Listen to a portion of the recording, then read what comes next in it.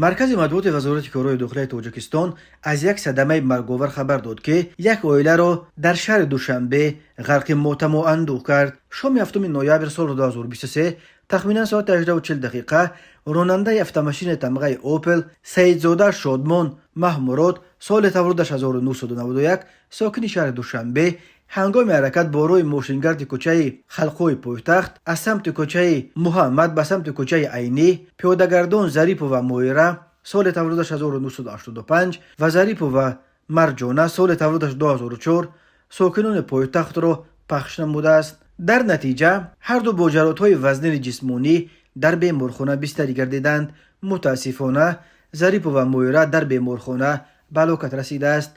تفصیلات دیگری حادثه نشر نشده است.